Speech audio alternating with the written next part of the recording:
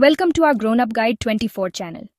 इस वीडियो में हम डिस्कस करेंगे क्यों मेन और विमेन अलग अलग तरीके से लव, सेक्स और रिस्पेक्ट को प्रायोरिटाइज करते हैं। लव, रिस्पेक्ट, सेक्स और पीस ऑफ माइंड की प्रेफरेंसेस उम्र और लाइफ स्टेज के साथ बदलती हैं। ये बदलाव बायोलॉजिकल, साइकोलॉजिकल और सोशल फैक्टर से प्रभावित होते हैं। Let's start this video. आइए देखें कि टीनेजर्स, यंग एडल्ट्स और ओल्डर इंडिविजुअल्स में ये प्रेफरेंसेस कैसे अलग अलग होती हैं। टीनेज बॉयज हार्मोनल सर्जेस से ड्रिवन होते हैं, जिसकी वजह से सेक्स उनकी टॉप प्रायोरिटी बन जाती है। इस एज में इमोशनल मैच्योरिटी अभी डेवलप हो रही होती है, इसलिए लव, रिस्पेक्ट और peace of mind secondary considerations बन जाते हैं। उनका फोकस अक्सर एक्सप्लोरेशन और एक्सपेरिमेंटेशन पर होता है, ना कि लॉन्ग टर्म कनेक्शन पर। टीनेज गर्ल्स अक्सर लव और इमोशनल सिक्योरिटी को प्रायोरिटाइज करती हैं, अफेक्शन और वैलिडेशन की तलाश में रहती है।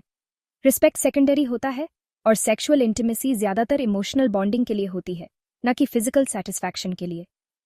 इस टीनेज एज में बॉयज और गर्ल्स की प्रायोरिटीज अक्सर मिसअलाइंड होती हैं। टीनेज बॉयज फिजिकल कनेक्शन पर फोकस करते हैं, जबकि टीनेज गर्ल्स इमोशनल डेप्थ चाहती हैं, जिससे मिसअंडरस्टैंडिंग्स हो सकती हैं। मेन 20s और 30s में यंग मेन अभी भी सेक्स को वैल्यू करते हैं, लेकिन जैसे जैसे रिलेशनशिप सीरियस होते हैं, लव की इंपॉर्टेंस समझने लगते हैं। रिस्पेक्ट प्रोमिनेंट हो जाता है, क्योंकि वे अपनी एम्बिशंस और इंडिविजुअलिटी के लिए एक्नॉलेजमेंट चाहते हैं। पीस ऑफ माइंड इस एज में कम फोकस में रहता है, क्योंकि यंग मेन डायनामिक और चैलेंजिंग एनवायरनमेंट्स में थ्राइव करते हैं। इस यंग एज ग्रुप की विमेन लव और रिस्पेक्ट पर फोकस करती हैं, इमोशनल कनेक्शन और रिलेशनशिप में इक्वालिटी की तलाश करती है।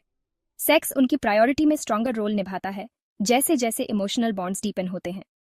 लॉन्ग टर्म पार्टनरशिप्स में वे पीस ऑफ माइंड को भी वैल्यू करने लगती हैं। इस यंग स्टेज में प्रायोरिटीज का gap between young man and young women कम हो जाता है, लेकिन पार्टनर्स को एक दूसरे की इवॉल्विंग नीड्स समझने में टेंशन हो सकती है। 40s और उससे आगे मेन की प्रेफरेंसेस में सिग्निफिकेंट शिफ्ट आता है। पीस ऑफ माइंड और स्टेबिलिटी उनकी टॉप प्रायोरिटीज बन जाती है। उसके बाद रिस्पेक्ट आता है, जो उनकी अचीवमेंट्स और लाइफ कंट्रीब्यूशंस के लिए होता है। लव इंपॉर्टेंट रहता है, लेकिन सेक्स कम सेंट्रल रोल निभाने लगता है फिजियोलॉजिकल चेंजेस और कंपेनियनशिप पर फोकस की वजह से। Older women peace of mind और सिक्योरिटी को सबसे ज्यादा महत्व देती हैं, एक स्टेबल और रिलायबल पार्टनरशिप की तलाश में। रिस्पेक्ट और लव उसके बाद आते हैं, जबकि सेक्स कम इंपॉर्टेंट हो सकता है जब तक वह इमोशनल इंटीमेसी से जुड़ा ना हो।